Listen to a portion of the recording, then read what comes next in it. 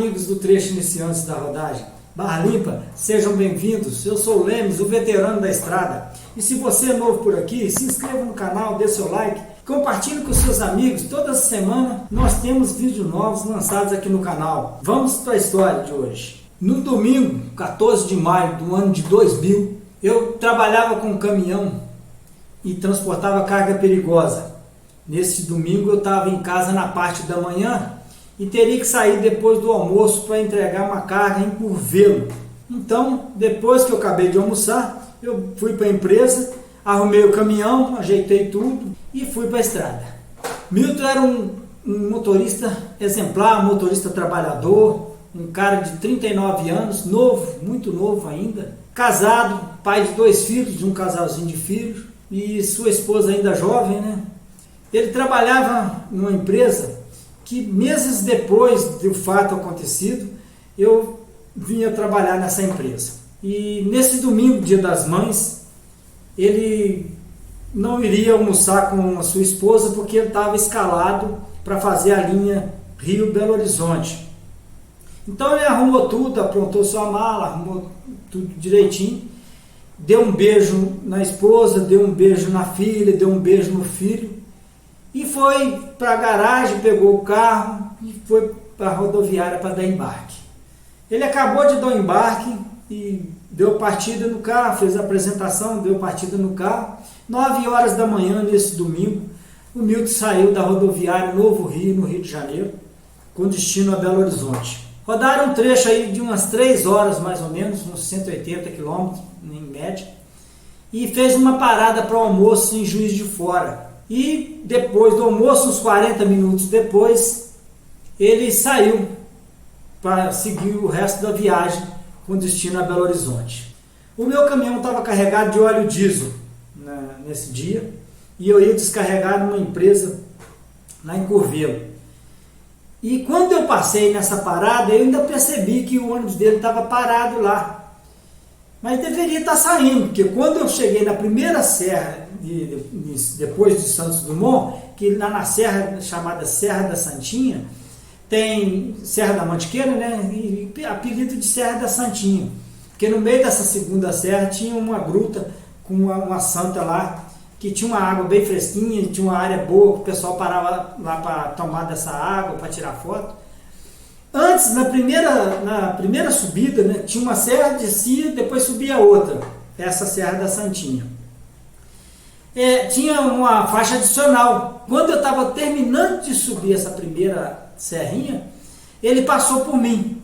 O Milton vinha subindo, nessa faixa adicional tinha um caminhão, baú também subindo, só que estava mais pesado, esse caminhão estava carregado. E ele passando na faixa da esquerda ali, mas na mão dele, dentro da mão, sem atingir a contramão de direção.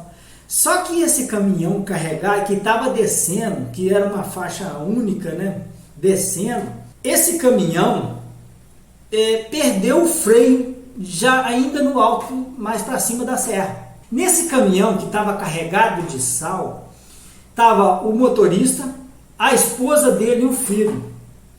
Então eram 3 ocupantes nesse caminhão. Como ele perdeu o freio, o motorista de imediato acho que não conhecia a estrada, porque ele deve ter imaginado que ele ia conseguir vencer aquelas curvas todas para ali abaixo até chegar no viaduto e começar a subir de novo. Só que, gente, se ele perdeu o freio, dificilmente ele ia conseguir fazer as curvas que tinha pela frente.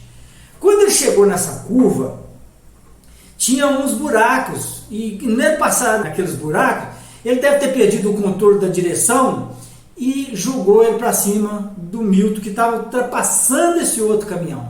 Ele bateu de frente com o Milton, e o que sobrou do caminhão saiu raspando a lateral do ônibus, quebrando janela, quebrando tudo. Pessoal, só para vocês terem uma ideia, vieram a óbito no momento 12 pessoas. O motorista do caminhão que estava sendo passado pelo Milton, o Milton foi um dos primeiros também, o motorista do caminhão que estava descendo sem freio, carregado de sal, a esposa dele, o menino dele, e mais 7 passageiros do ônibus. Aqueles carrinhos que tinham passado por mim, estavam parando, o pessoal descendo. Aí fui parando, que eu já estava na faixa adicional, fui parando e parei atrás dos carrinhos, puxei a manete do freio de estacionamento e abri a porta e desci para poder ir lá ver o que tinha acontecido. Então, gente, as cenas que eu vi a seguir, naquele momento que eu parei o caminhão, que eu fui lá ver, era um absurdo de se ver. Imaginem vocês, você está na cozinha cortando uma verdura, do nada a faca está bem afiada, corta seu dedo, aí você pega um punhadinho de sal e coloca naquele machucado. Dá para você imaginar um pouquinho da dor? Então dá para vocês imaginar, gente, o que é esse caminhão batendo e jogando sal em todo mundo que estava ali naquele ônibus e que foi afetado com aquela batida. Dá para vocês imaginar como que aquelas pessoas estavam sofrendo e gritando. Gente, era uma cena de terror, parecia filme de horror. Porque eles gritavam, era um ai diferente, era um ai pavoroso. E não tinha como a gente fazer nada. Não tinha como a gente fazer nada. Não dá para eu descrever para vocês as cenas ali, como é que estava, né? Como é que ficou, porque eu não posso falar isso aqui, mas dá para vocês imaginar o que é uma batida com um caminhão carregado de sal e jogando para cima de um ônibus, que tinha bastante gente naquele dia, que era um dia especial, né? Dia das Mães, e tinha muita gente indo para Belo Horizonte para passar o dia com a sua mãe.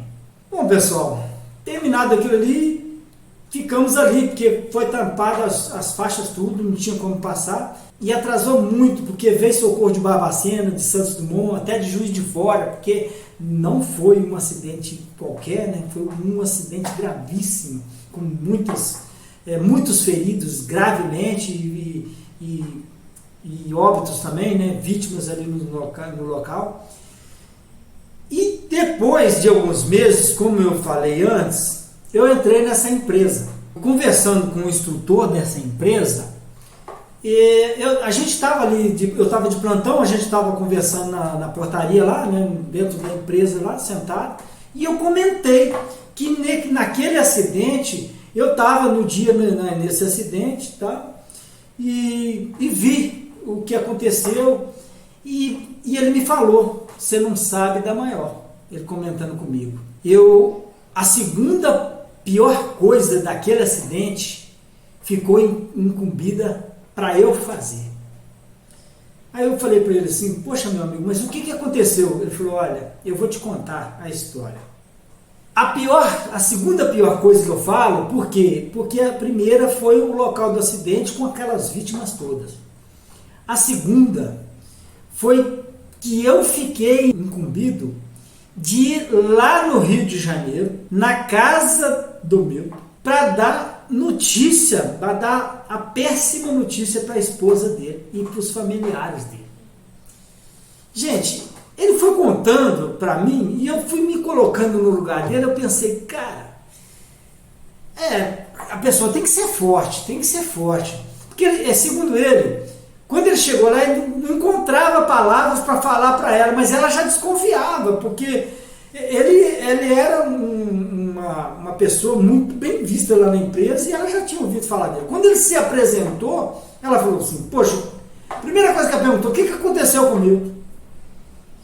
Ele falou, olha a senhora calma e tal. Aí já era, você vai pedir calma para a pessoa que já está desconfiada de alguma coisa.